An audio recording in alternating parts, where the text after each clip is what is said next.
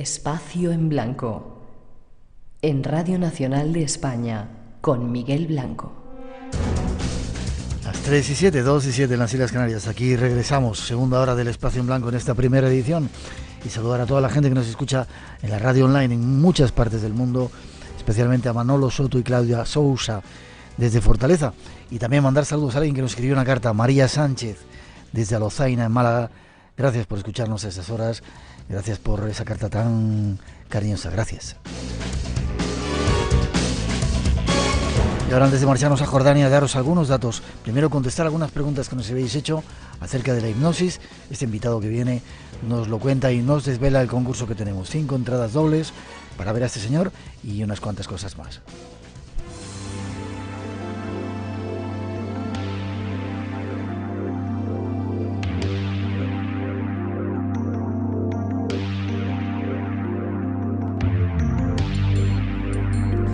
Hemos recibido algunas preguntas acerca de la hipnosis y como en este programa algunas veces ha venido a asombrarnos nuestro compañero y amigo Jorge Astiano, nos ponemos en contacto con él para ver qué nos cuenta. ¿Cómo estás, Jorge? Hola, ¿qué tal? Buenas noches, Miguel, ¿cómo estás? ¿Triunfando por ahí? Audiencia, bien, sí. Mira, pues la verdad es que contento porque, bueno, cada vez el espectáculo de hipnosis que tengo yo, que es Alucina, sí, en el que la gente puede experimentar, puede ver, puede pues vivir un poco toda esta experiencia de la hipnosis, pues la verdad cada vez está teniendo mejor aceptación, resultado, la gente se está pasando mucho la voz y ahora pues vuelvo otra vez a Valencia. Sí, espera, ahora dentro de un momentito damos esa información. Déjame que te haga dos preguntitas que nos hacían los oyentes. A raíz, ¿te acuerdas cuando estuvimos en Neptuno, fue? Haciendo esa noche en blanco, año ha sido, la gente alucinaba, quizá como el título de ese trabajo que tú haces, pero dicen si realmente la gente se queda hipnotizada tan rápido, si es así de fácil, si entras en ese estado tan profundo y que lo puedas explicar. ¿Qué es eso de la hipnosis? Sí, a ver, bueno, la hipnosis básicamente, para definirlo muy rápido, de una forma muy sencilla, es un estado que es diferente al estado de vigilia, el estado en el que estamos normalmente alerta, ¿no? Es un estado de conciencia que se parece mucho al estado en el que estamos a punto de quedarnos dormidos y donde estamos como conscientes de nuestro entorno, pero al mismo tiempo empezamos a mezclar la imaginación, los sueños, la fantasía, en ese estado de como ensoñación. Uh-huh.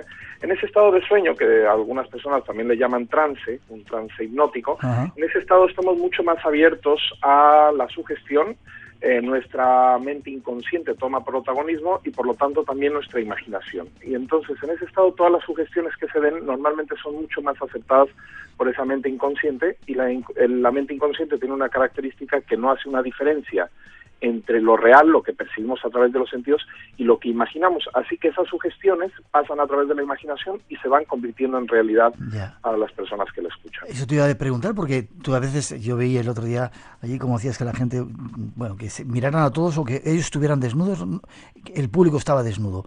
Es decir, hay cosas que es muy difícil que uno se llegue a creer, a no ser que estén ahí un poquito tocados, ¿no? Y sin embargo se consigue con la hipnosis, ¿no? Sí, porque en la hipnosis lo que hacemos es que a través de ese estado muy receptivo y de alta sugestionabilidad hay personas que tienen una gran capacidad de crear lo que se llaman alucinaciones, ¿no? Alucinaciones tanto positivas como negativas, y es como si estuvieran en un estado de sueño, como de sonambulístico, en el que están con los ojos abiertos, pero sin embargo ellos están interpretando eso que están imaginando y lo están aceptando como si lo estuvieran viendo, a pesar de que les está llegando la información a través de los ojos, de los oídos. Sin embargo, su cerebro filtra esa parte y les hace creer de alguna manera que están en esa situación, ven, por ejemplo, no ven a la gente o no ven a una persona o ven a una persona desnuda cuando no lo está, ¿no? Cosas muy interesantes que llegan a ser muy reales, ¿eh?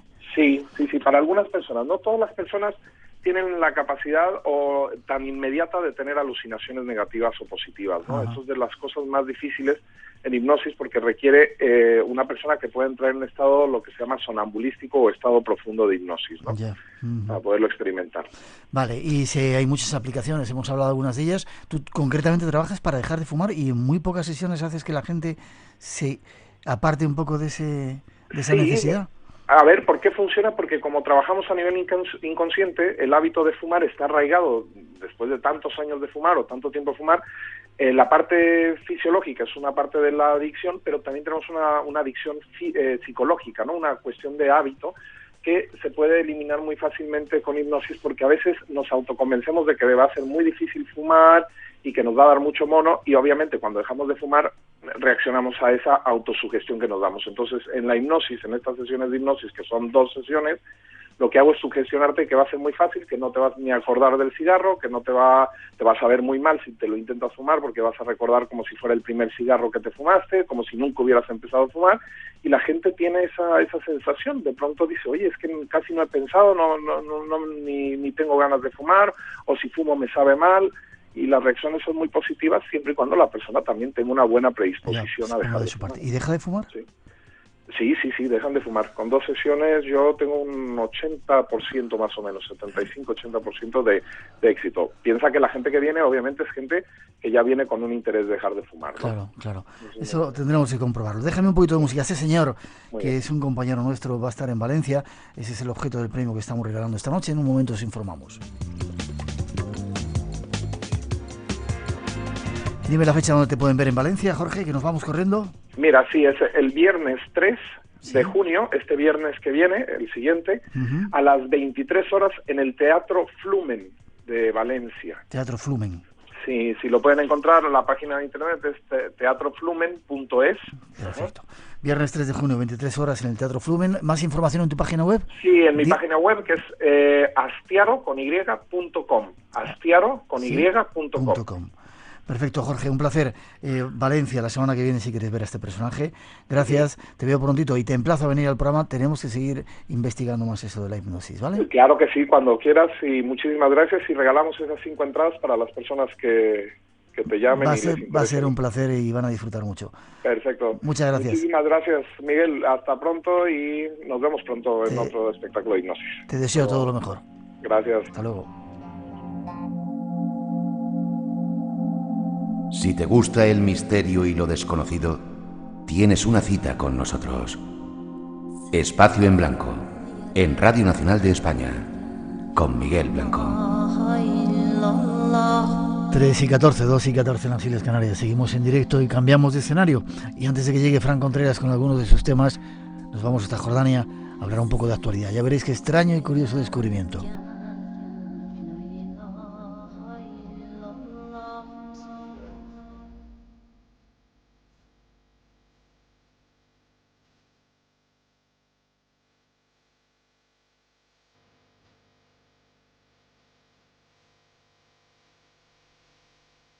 En los próximos minutos queremos analizar un hallazgo sorprendente que se ha dado a conocer en las últimas semanas.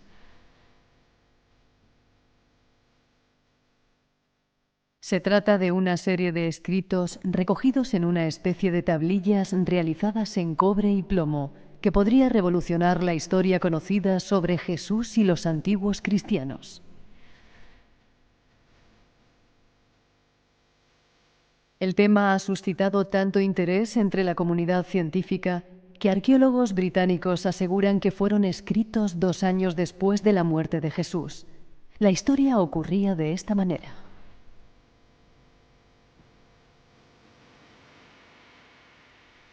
Una inundación ocurrida hace 5 años en un árido valle del norte de Jordania dejó al descubierto 2 nichos dentro de una cueva, uno de ellos marcado con una menorá, el candelabro religioso judío.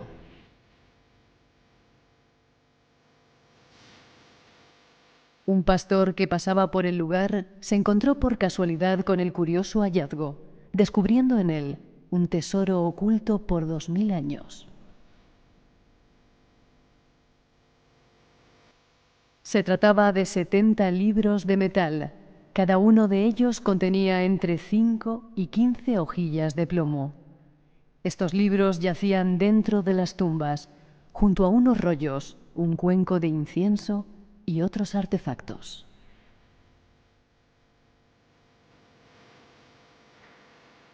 El pastor no entendió el lenguaje y los símbolos de los textos, pero supo que algo valioso tenía entre manos. Vendió su botín a un beduino israelí llamado Hassan Saeda, quien los pasó en contrabando por la frontera. Hoy su dueño está enfrentado en una ardua disputa con el gobierno jordano que reclama la devolución de estos textos.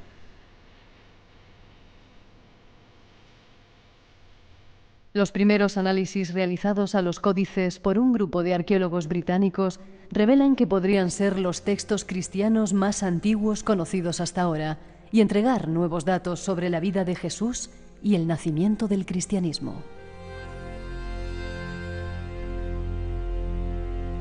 Una de las pocas personas que ha visto la colección es David Elkington, un estudioso de arqueología religiosa que afirma que si los textos no son judíos sino cristianos, poseen valor único, ya que podrían alumbrar nuevos datos sobre el cristianismo y la figura de Jesús de Nazaret.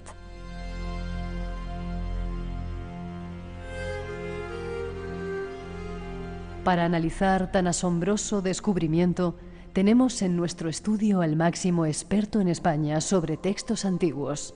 Escuchemos.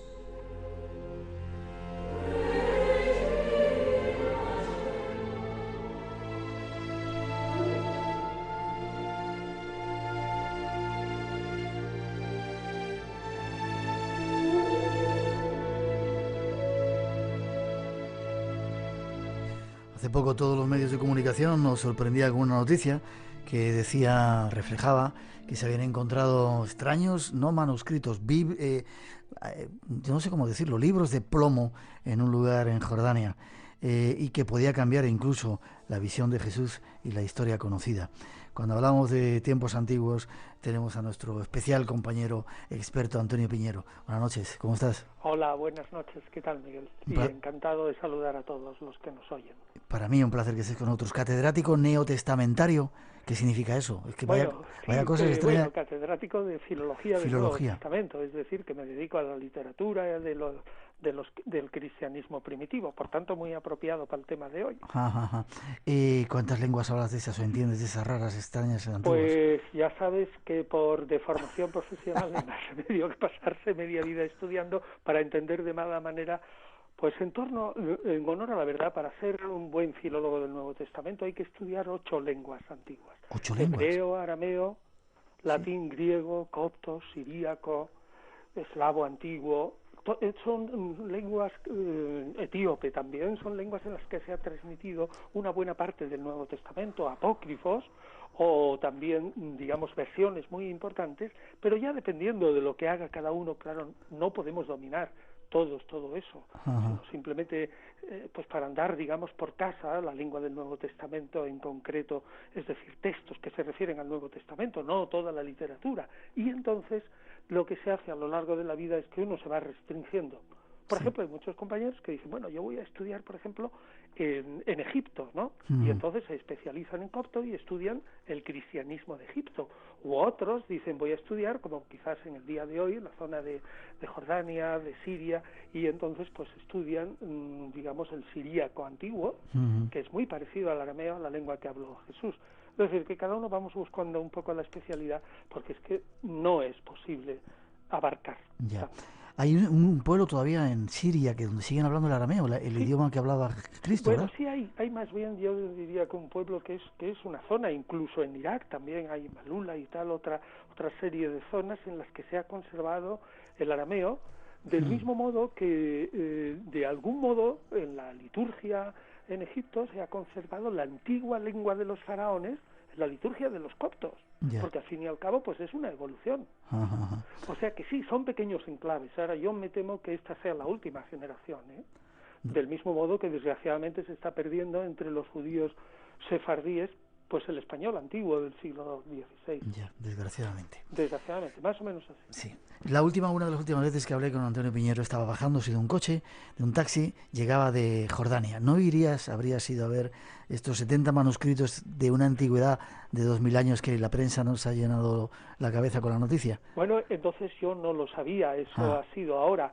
Ya diría que tú sabes que desde hace unos años, y eso me ha llamado la atención, no sé si a ti, Miguel, que estás mejor informado que yo, que ¿no te has dado cuenta que cuando viene Semana Santa aparecen desde hace unos años siempre descubrimientos sensacionales relacionados de algún modo con el cristianismo primitivo y con Israel? Eso a mí me llama la atención. Vamos a dejarlo así.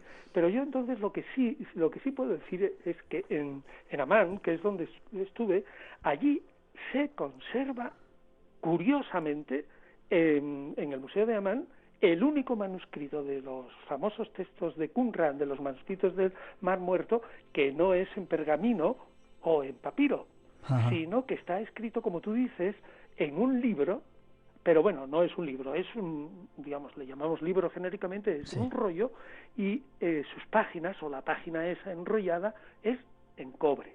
Estos libros son exactamente igual. Las páginas de dentro son de láminas finas de cobre, y todo el entorno, para darle consistencia, pues es donde se emplea el plomo. Qué curioso, ¿no? Pues sí, yo diría que tener lo que se ha hecho eco la prensa, y hemos visto algunas fotos de algunos ejemplares que son, digamos, tamaño folio aproximadamente, otros son un poquito más pequeños, que podríamos decir de bolsillo, pero bueno, metes un libro de plomo en el bolsillo, creo que se te hace un agujero. Bueno, pues lo que yo te puedo decir es, por lo que he visto en las fotografías, y son parcos ya en mostrar esas fotos, y además las están vendiendo bastante caras, pues yo te diría que quien tuviera, el grupo que fuere, eso lo podemos hablar ahora, quien tuviera 70 libros de plomo de la época antigua, pongamos entre el siglo I de nuestra era y el V, 500 libros de plomo, algunos con dibujos, digamos, tallados en bajo relieve, y hojas de bronce finamente escritas, que es obra de orfebrería el tallarlo, debía ser un grupo inmensamente rico. Inmensamente rico. Si resulta que se reunían los judíos en toda la época y ellos mismos no tenían en casa un ejemplar de la ley, y había algunas sinagogas que no tenían un ejemplar completo de la Biblia, sino solamente lo que nosotros llamamos hoy florilegios, ¿no? Pues trozos, digamos, selectos para ir leyendo, y se prestaban los libros. Pues imagínate qué grupo más rico tendría que ser aquel que en sus saberes tenía 70 libros. 70 libros, qué curioso. Es una cosa increíble.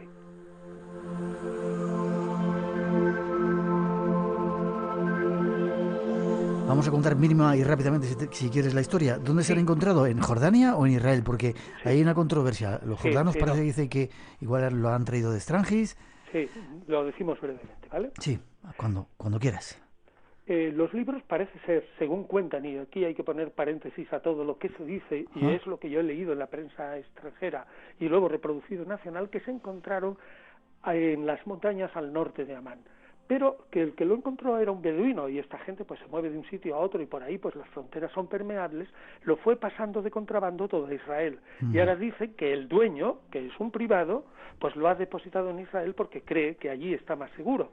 Parece ser que ahora están en Israel. Hassan Said, aparece el nombre del beduino que lo encontró, decía que lo tenía su familia desde hace 100 años, o sea, que no es un descubrimiento reciente físicamente, los libros, me refiero. Sí, eso es lo que ha dicho, que lo tenía hace mucho tiempo. Bien, bueno, pues es posible, ahí ya no nos podemos meter, porque ciertamente los manuscritos por el óxido, te hablo y hablo a nuestros oyentes solamente por lo que han dicho algunos expertos ingleses y por lo que se ve por las fotos, porque es que no dejan verlos físicamente, ni aunque quisiéramos. Esos libros, ciertamente, por el óxido que tienen y tal, desde luego son muy antiguos. Se habla de 1800 a 2000 años de antigüedad incluso. Sí, se ha dicho que son los primeros libros de los cristianos primitivos, y por eso tú decías antes, en la introducción, que nadie mejor que tú para hablar de ello. Sí, que si es verdad eso, hombre, pues habría que repensarse algunas cosas. Pero la pregunta es verdad? Espera, no nos la hagamos todavía. Vamos a contar cosas. Se dice que se encontró una cueva en el desierto jordano al norte, se inundaron 2 nichos y en uno de ellos, aparecieron, parece, todas estas figuras. Primera pregunta, los cristianos, o sea, ¿cómo se sabe que son cristianos y no son judíos? No se sabe con estricta seguridad que son cristianos, sino son judíos porque están escritos en hebreo. En hebreo. Ahora bien, en algunas de las fotos han aparecido como una cruz sin la representación de Jesús, ¿no? Y algún signo que se ha interpretado como cristiano. Y entonces alguien ha dicho que al estar escritos en hebreo y en una escritura hebrea antigua, es decir, de aproximadamente de la época de la rebelión de los macabeos, que es en el siglo II antes de Cristo. Es decir, el tipo de escritura lo conocemos perfectamente porque hay tantos manuscritos y pergaminos que se pueden datar más o menos con el carbono 14, etcétera, que ya conocemos el tipo de escritura que era de cada época. Pues bien, el tipo de escritura es hebreo, del 200 antes de Cristo, o sea, una escritura voluntariamente antigua para un libro, digamos, esotérico, y el hebreo pues no se entiende. No se entiende en absoluto. Luego están encriptados. Es algo así como cuando, por ejemplo, el yiddish, ¿no?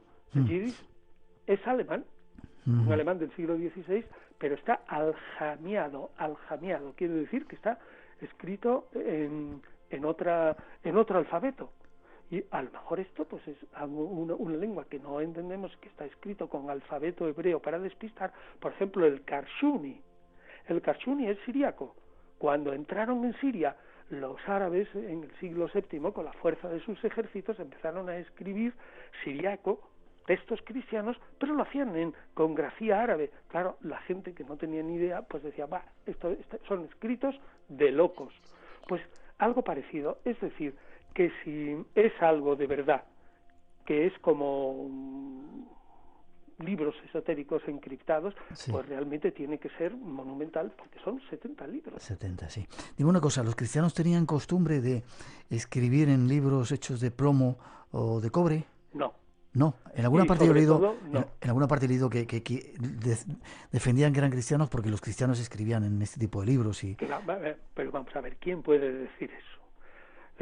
Quien diga eso, sinceramente creo, porque ahora lo que nos estamos jugando es que partimos de textos que pueden tener de 1800 o más, 2000 años. Es más, uno de los investigadores británico que les han permitido estudiarlos un tanto solo, afirma que son escritos de los primeros cristianos de la comunidad de Jerusalén, que nosotros lo sabemos, entre comillas, que dudamos de la noticia, pero bueno, lo sabemos por el historiador Eusebio de Cesarea, que lo cuenta en su historia eclesiástica, que antes de que cayera Jerusalén bajo las tropas del futuro emperador Tito, entonces su padre fue emperador Vespasiano, pues se escaparon por un aviso del cielo y se fueron de una Jerusalén que todavía no estaba herméticamente cercada y se fueron a Siria.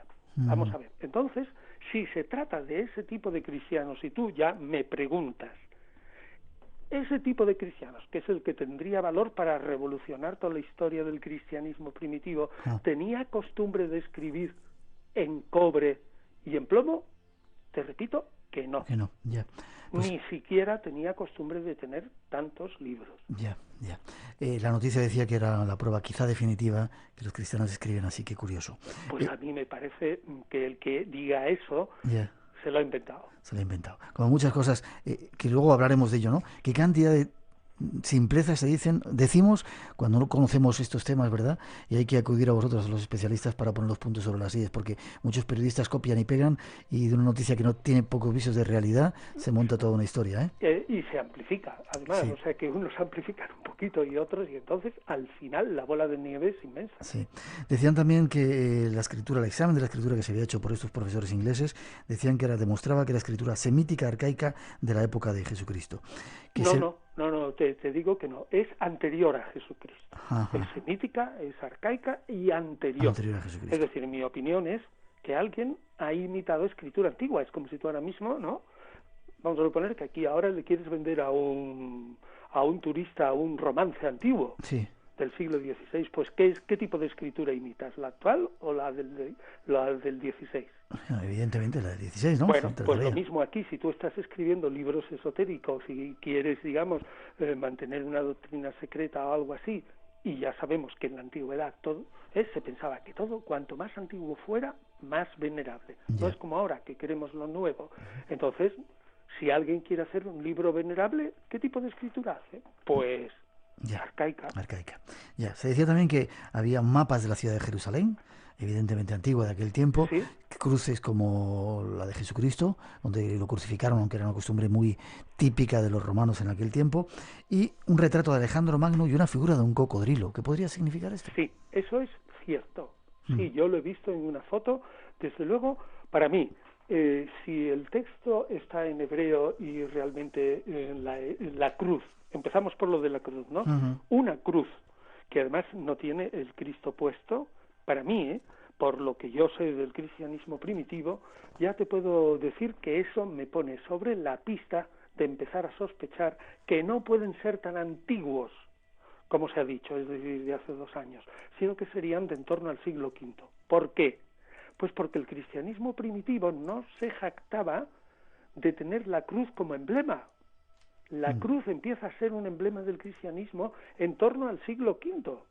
Hombre, es verdad que aparece alguna que otra vez, en alguna que otra tumba, pero digamos no es una cosa, o en las criptas de las catacumbas, alguna rara vez, pero el símbolo de los cristianos en esta época era un pez, y un pez en griego, porque el pez en griego, Ixus, si tú coges todas las letras, se lee Jesús, Cristo, Jesús, Mesías, Hijo de Dios. Entonces, imagínate, yo creo que ha salido en alguna película o algo así, ¿no? Que alguien, para conocer a otro cristiano, cogía una vara y en la arena del suelo, pues pintaba rápidamente con un mismo trazo un pez. Pintaba así un pez, ¿no? La forma del pez y la cola, y decía, este es cristiano. Pero una cruz, nunca, jamás. Hasta el siglo V. Así que yo sospecho que esto nos da una pista. Ya. ¿Y lo de Alejandro Magno? Lo de Alejandro Magno nos indica que también no es cristiano, por la sencilla razón de que Alejandro se había divinizado. Es uno de las primeras muestras de personajes en la antigüedad, no la primera, pero sí de las primeras, que exige a sí mismo, así parece, en una carta que se escribe a todas las comunas de Grecia y que se lee en unos Juegos Olímpicos, que exige que se le venere de algún modo como benefactor o divinidad, digamos, en la tierra. Entonces resulta que los primeros cristianos, si tienen algún problema, es justamente en contra de eso. El emperador, desde Augusto, se presentaba, en todo caso, como descendiente de Julio César, como de alguna manera aureolado pues con la potencia que tuvo Alejandro. Y realmente sabemos perfectamente que desde Julio César, pero sobre todo desde la época de Tiberio y sobre todo en el Oriente, se exigía de algún modo un culto a la imagen, al genio, al numen del emperador. Y sabemos perfectamente que los cristianos eso no lo hacían. Se oponían a eso porque para ellos el único ser divino, humano y divino a la vez, era Jesús. El único benefactor, Jesús. El único que traía la salvación, Jesús, y no el emperador y la paz. Así que es muy extraño que unos cristianos primitivos, y sobre todo de esa época, se dedicaran a poner en un libro suyo, y luego si quieres hablamos de si los cristianos de esa época tenían mucho dinero o no. Pusieran un libro de Alejandro Magno ahí con esa estatua en la que es un busto con su cabeza que está representando a Alejandro como hijo de Amón, es decir, la encarnación del faraón. ¿Y el cocodrilo qué podría significar? El cocodrilo significa el Nilo. El Nilo. Es decir, Alejandro Magno, al ser declarado hijo de Amón y al ser declarado por conquista hijo legítimo de los faraones, naturalmente es el señor de Egipto. ¿Tenían mucho dinero los antiguos cristianos o eran más bien parcos? Una cosa, los antiguos cristianos, en líneas generales, hasta el siglo II, siempre se ha dicho que era gente esclava, pobres, así, al estilo de lo que aparecen en películas como Espartaco y todos esos, gente así, desarrapada, esclavos y tal. No es verdad. Ciertamente, más bien, los cristianos eran de clase media, en líneas generales, pero si tenemos en cuenta, si unimos a los cristianos de la Iglesia de Jerusalén, que es la Iglesia Madre, con otros cristianos que son comunidades fundadas por Pablo en tierras de paganos. Normalmente, quienes se convierten eran gente de la clase media, lo que pasa es que aportaban también toda su familia y a los esclavos, a los niños, etcétera. Es decir, que tenemos que decir a nuestros oyentes, no podemos decir históricamente que los cristianos eran súper pobres. Ya. Ahora, en concreto, la iglesia que está en cuestión aquí, puesto que los manuscritos están escritos en hebreo, era rica. La de Jerusalén ni hablar, era pobre. Ajá. El que haya leído los Hechos de los Apóstoles al principio saben que la comunidad de Jerusalén se empobreció porque estaban esperando que Jesús, como Mesías, viniera pronto y no venía, vendieron todos sus bienes y se quedaron sin nada.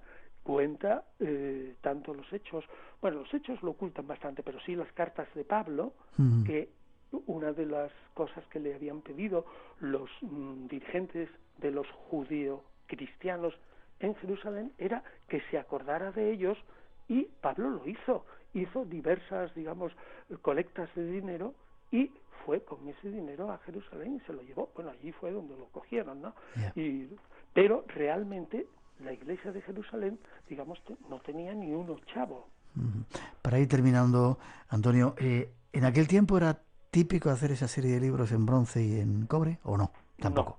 No, en absoluto no, porque ni en la Biblioteca de Alejandría de Cesarea ni en Roma, no. Eso, para mí, eso es una secta tardía, muy tardía, y además de gente absolutamente rica. Y si quieres que terminemos, sí, podemos decirle a la gente, vamos a ver, nosotros sabemos que en todo caso, si es verdad lo que dice Eusebio de Cesarea, esa comunidad de Jerusalén, que era la única que podía haber escrito en un hebreo antiguo, que ya es raro, porque en la época de Jesús ya no se hablaba hebreo entre la gente, sino arameo, que era parecido, pero no hebreo. Pues bien, entonces, si salió en el año 68, 2 años antes de que cayera Jerusalén, y que fue un año además de muchas lluvias, esto es muy importante para lo que yo voy a decir ahora, y que venía el Jordán absolutamente desbordado. Vamos a ver, una gente que estaba totalmente empobrecida, ¿cómo diablos iban a tener dinero si todavía ni siquiera se habían escrito los evangelios? Es decir, que no, estamos en el 68, el primer evangelio es el de Marcos y se escribe en torno al 70-71, ¿cómo van a tener dinero y cómo van a tener posibilidades unos cuantos de Jerusalén en concreto para llevarse a través de las tropas romanas, salir de Jerusalén, llegar al Jordán, vadear el Jordán sin puente y llevar consigo 70 libros de plomo y hojas de bronce? Vamos, el que haya, digamos, imaginado esa hipótesis, yo creo que no se ha leído el cerco de Jerusalén que describe el historiador judío Flavio Josefo. Vamos, a mí me parece imposible pasar por las tropas romanas, aunque todavía el cerco no fuera estrictamente estrecho, ¿no? Pues con 70 libros, bueno, valían tantísimo dinero, y vamos, que le intuyen los romanos que ahí va ese tesoro, se hubieran quedado con ello. Seguro. Y segundo, la comunidad como tal no tenía dinero para eso.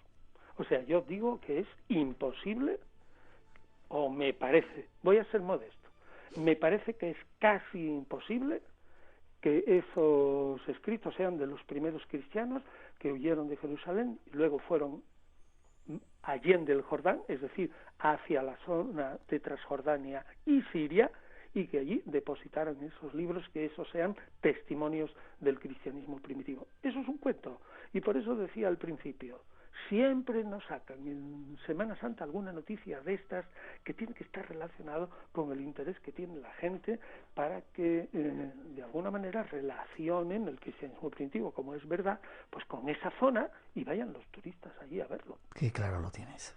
Yo lo veo con una cierta claridad, pero lo digo como hipótesis, porque siempre aparecen en Semana Santa. Es curioso. Una mínima pausa y nos despedimos.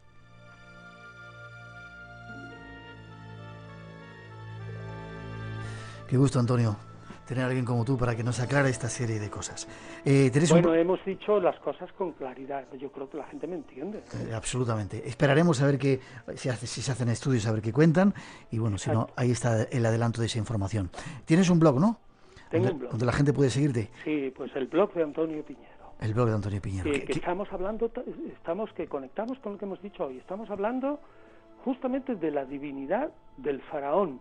¿Y por qué? Porque estamos recogiendo en el blog, aparte de criticar libros y dar noticias y todo esto, estamos recogiendo todos los testimonios de la antigüedad de cómo se divinizaba a los seres humanos, para luego compararlo, digamos, con lo que creemos que es la divinidad o la divinización de Jesús, y ver realmente si se hizo un proceso parecido. Naturalmente esto pues es una empresa aventurada, y lo estamos haciendo en un blog. Casi nada, echarle un vistacito. Antonio, como siempre, un placer. Sabes que aquí te tenemos un aprecio y un cariño especial. Igualmente, ya sabes que yo estoy continuamente a vuestra disposición, y además, como sabes, de verdad, me encanta. Saludo muy cordialmente a todos los que nos oyen, y a ti te mando un abrazo, y a todo el equipo. También para ti un abrazo con nuestro cariño. Gracias, hasta pronto. Hasta pronto.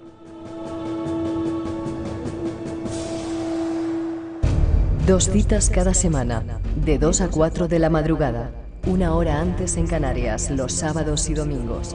Espacio en Blanco.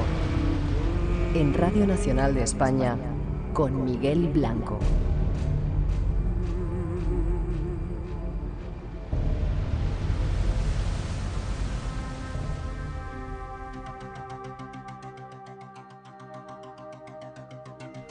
Tres y 42, 2 y 42 en las Islas Canarias. Ahí estaba la opinión de un experto, Antonio Piñero, acerca de esa extraña historia que nos han contado. Buenas noches, Fran Contreras. Buenas noches, Miguel, y buenas noches a toda la familia de Espacio en Blanco. ¿Ya ves bien? ¿Tienes tu ojo bien ya? Sí, ya veo esta realidad. Vale, hoy vamos a tocar el último milagro español, ¿no? Andamos con poco tiempo, así que vamos adelante. ¿Qué es el último milagro español? Hablábamos, el último milagro que se está investigando por parte de los responsables eclesiásticos en España, ahora mismo en el Vaticano. Ocurrió en abril de 1997. Hablábamos hace 2 semanas en esta sección Archivo del Misterio de el negocio de la fe, con motivo de este mes mariano que es el mes de mayo. Bueno, poníamos en alerta a estos grupos que manejan el credo y la ilusión y la esperanza de la gente.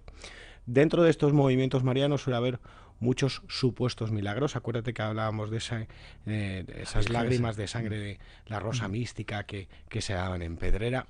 Suele haber muchos supuestos milagros por sugestión o por un momento de delirio en esos lugares. Hay quien ha visto danzar al sol, hay quien ve las puertas del cielo en fotografías y en imagen, hay quien tiene incluso alucinaciones olorosas, oliendo a rosas o a azufre, ¿no? A los ángeles o al demonio. No nos vamos a quedar con la parte menos amable, sino también con la parte más positiva. Y sí es verdad que hay otros supuestos milagros, no en estos enclaves marianos, de fenomenología mariana, sino en otros lugares marianos, pero considerados sagrados desde antiguo, donde ocurren cosas muy raras. Yo quiero que escuches a esta mujer. Eso fue una cosa muy grande.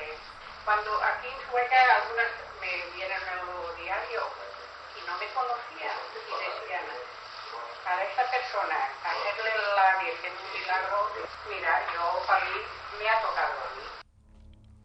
Se llama Josefa Alapón y es nuestra protagonista, la testigo del prodigio. Bueno, según el Diccionario Real de la Academia de la Lengua Española, un milagro es un hecho sensible superior al orden natural atribuido a Dios, o, por el contrario, cualquier suceso o cosa rara, extraordinaria, maravillosa. La creencia en los milagros no es realidad ni es dogma para la Iglesia, y lo encontramos en todos los credos, en el budismo, en el hinduismo. Recientemente ha fallecido Sai Baba, que era el gran motor del mundo milagrero en los años 70 y 80, a pesar de esa turbia historia que siempre le ha acompañado. Josefa Alapón era un 16 de abril de 1996 cuando acudía con 200 compañeros más, todos ellos miembros de la Asociación de Jubilados y Pensionistas de Sueca, localidad valenciana, a pasar 5 días a la ciudad castellonense de Segorbe, y el último día decidían visitar la antigua Cueva Latonero, hoy llamada Cueva Santa de Altura, un pequeño eremitorio en un pequeño valle. Josefa Alapón llevaba 4 años padeciendo una dolencia degenerativa irreversible, como es el Parkinson. Iba acompañado por Blas Soler, su marido, ya fallecido. Los dolores le impidieron bajar ese santuario que se encuentra al final de una sima. Bajas por unas escaleras, llegas hasta un pequeño altar donde hay una talla en yeso de la llamada Virgen Blanca. Bueno, ella por los dolores no podía bajar. Le pedía a una amiga suya, Francisca Huyó, que recogiera un poquito del agua que emanan las paredes de esa cueva, que rezara por ella y que se la subiera. Inmediatamente después de esos rezos, de recoger ese agua en bolsas y en pañuelos que luego conservaron, pues Josefa decidió lavarse los brazos, lavarse las manos. Cuando llegó a su casa hizo la misma operación y al día siguiente ocurrió algo increíble. A primera hora de la mañana, cuando estaba sirviendo el café a su marido, no había ningún temblor. Pero mejor que te lo cuente yo. Me lo recordaba ante la grabadora, frente a esa talla milagrosa en el interior de Cueva Santa de Altura, en Castellón, en Segorbe, Félix Gómez, el sacerdote del santuario. Esta señora vino aquí al santuario con un grupo de la tercera edad, venían en un autocar, llegan ahí a la plaza de la Cueva Santa, bajan todos. Ella tenía la enfermedad de Parkinson, tenía mucha dificultad para caminar, temblaban las piernas, las manos, estaban bastante mal. Y le dijo a una compañera, dice, mira, toma este pañuelo y mójamelo en agua de la Virgen de la Cueva Santa.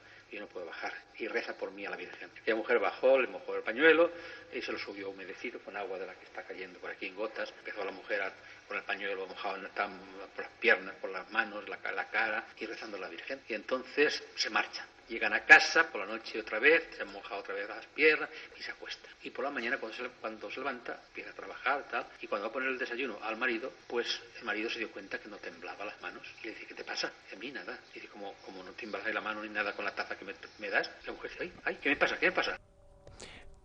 Ponía el testimonio de Félix Gómez grabado en el interior de Cueva Santa de Altura, sobre todo porque él es el que está llevando o ha llevado la causa para la investigación oficial. Es sacerdote del santuario y miembro del patronato. ¿Está aceptado como un milagro entonces? Para la Congregación para la Causa de Todos los Santos en España, sí, ahora mismo está en el Vaticano siguiendo un protocolo que ahora te contaré. Bueno, lo sobrecogedor era eso. ¿Y qué opina el médico? Y esto es lo que nos decía Félix Gómez. Que no tiene explicación el que se curara de esa manera, que realmente era una curación milagrosa porque humanamente no se podía explicar. Fue muy prudente y dijo que no quería que se divulgara nada hasta que no pasara un año. Y la cosa es que fue el año 97 cuando se dio a conocer. Fue el 96 cuando ocurrió, pero hasta el 97 no se dio a conocer porque el médico quiso que pasara un año sin medicación para ver si se mantenía la salud de aquella mujer en el mismo estado, ¿no? Y entonces la verdad es que ha sido así. 1996 y solamente con darse ese agua surge el milagro. Se da ese agua y de la noche a la mañana, no se sabe por qué, desaparece la enfermedad. Mira, el 7 de enero de 1997, el doctor Francisco Domínguez San, del centro del Hospital Universitario de la Fe, del Centro de Salud, certifica lo siguiente: entre noviembre de 1994 y mayo de 1996, la enferma acudió en 10 ocasiones a mi consulta siendo diagnosticada enfermedad de Parkinson de predominio tremórico y tratada con los fármacos habituales. Actualmente se ha retirado toda medicación y no presenta síntomas apreciables de dicha enfermedad. Esto ocurre en 1997 y como acabamos de escuchar a Félix Gómez, el médico, muy prudentemente, espera un año más para ver cuál es la evolución y qué es lo que está pasando. Estamos hablando de casos para los que la medicina no tiene explicación, no son milagros, son curaciones espontáneas, son casos incómodos, Miguel. Sobre todo los médicos no quieren hablar de esto por el miedo al ridículo, por el miedo al desprestigio, por el miedo al que dirán. Yo creo que la ciencia avanza ante casos como estos, porque no hay una explicación. De hecho, fíjate, quien fuera premio Nobel de Medicina, Alex Carrel, que era un agnóstico, se dedicó a investigar estos milagros en otro santuario milagroso como es Lourdes y acabó haciendo un libro que se llama La Oración, en el que certificaba médicamente cómo con el poder de la oración, el poder del pensamiento, las heridas cicatrizaban antes si tenías fe. Incluso los huesos rotos se ligaban antes si tenías fe. Insisto, un año. El 13 de mayo de 1998, un año después, se vuelve a certificar que no hay no solamente ningún síntoma de la enfermedad, sino detalle alguno en su cuerpo. Yo le preguntaba a Josefa Alapón en su domicilio de Soca que, claro, ¿qué pensaba su familia? Y así nos lo contaba. Mi hijo mayor me vio y nada más me dijo, madre, yo la veo usted, ¿cómo la veo usted? Muy bien, yo enseguida le dije, mira, Mira, la madre no quema, la madre no tiene dolor porque tenía mucho dolor, ¿eh? Esa enfermedad es muy mala, y estaba toda pues que mi marido me cuidaba él.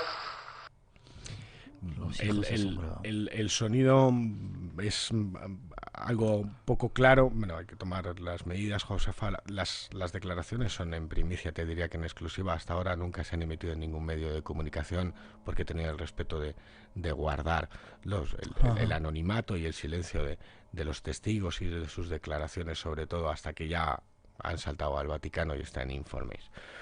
Comienza la investigación oficial.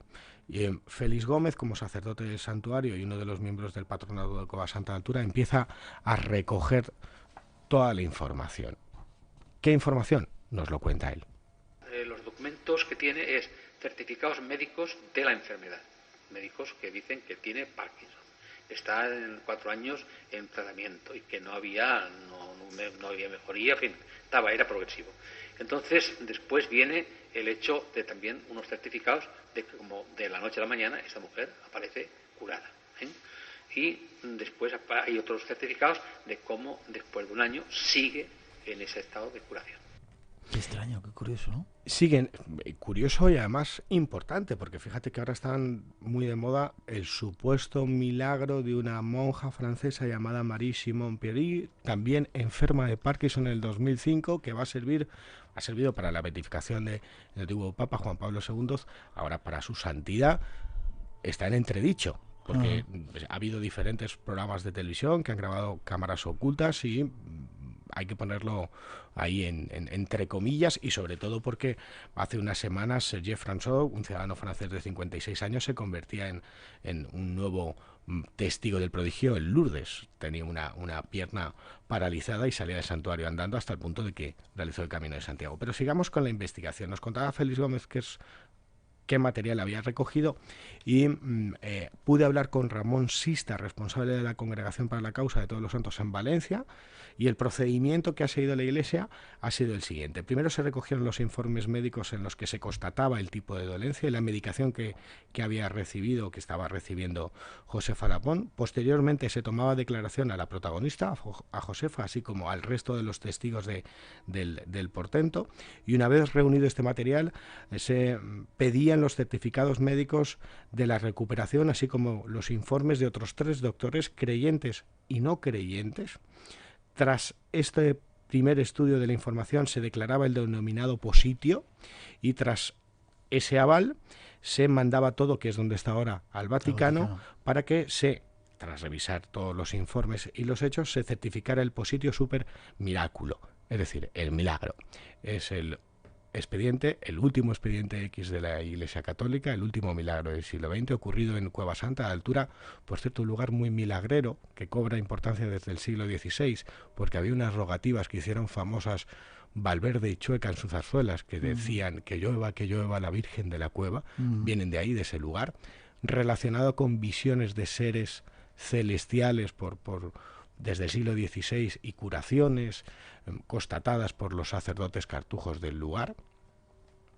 ¿Qué es lo que ocurre en el caso de Josefa Lapón, ¿no? ¿Qué mecanismo desata en nuestro cerebro para que tras una visita a un lugar sagrado desde antaño cristianizado alguien pueda tener una curación espontánea de este tipo? Yo manejaría, hay diversos estudios, tenemos muy poquito tiempo, pero habría diferentes estudios como los que hizo el cardiólogo Randy Beer, ¿no? A través del pensamiento positivo somos capaces de generar no sabemos qué y recuperar esa salud, ¿no? ¿Tenemos algo más? En principio, el mensaje sería que creer que algo puede suceder es la primera condición para que suceda algo, y me quedaría con el mensaje que me daba Josefa Lapón, ¿no? La fe mueve montañas y... Sienten positivo, piensan... Y aquí queremos todavía en ellos. Claro que sí, hay que ser positivo. Ser feliz, Miguel, ser felices. Nos vemos la semana que viene.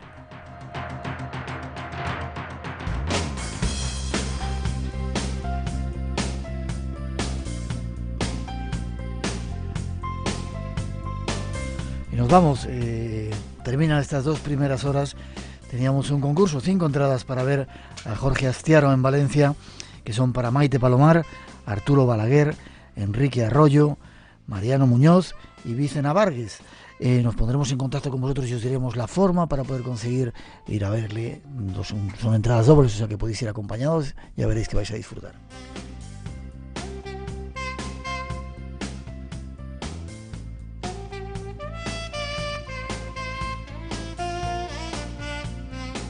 Y teníamos también 3 ganadores de un libro, ese libro que nos ha servido hoy de guía, de nuestro compañero Alberto Granados, Los Vigilantes de los Días, que han sido para Vicente Lafón de Logroño, Tomás Bajo Pérez de La Coruña y Ana Cristina Goicochea de Zaragoza. Vosotros 3 ponernos en contacto con nosotros para darnos la dirección y poder enviaros ese regalo.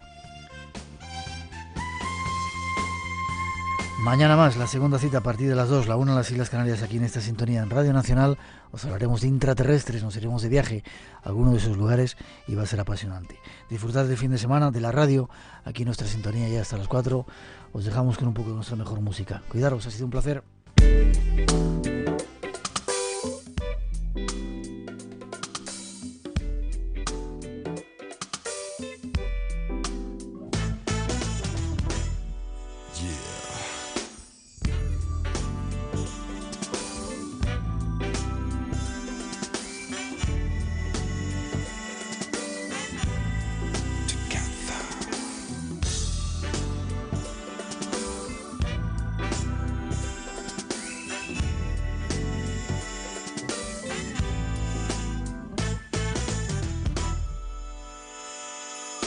Your boy got popped in a drive-by yesterday. He'll be lucky if he makes it through the night, is what the doctors say. You can take revenge or you can be the one to break the chain. You look up in the sky for an answer and it starts to rain. What are we? What are we? If we're not together. If we're not together. How do we? How do we? Make a life that's better. Yeah. Cause when we hit one another, take each other out. How do we? How? Call each other brother. Check. You tell me. What's the chance of a brother getting off the block? What's the chance? Not a damn if all he wanna do is sell chicken wings and rock. You can blame the system, you can be the one to even the score. Yeah, you look up in the sky for an answer and it starts to pour. Drop it. What are we? What are we? If we're not together. If we're not together. How do we? How do we? Make life that's better. Yeah. Cause when we begin one another, take each other out. How do we? How?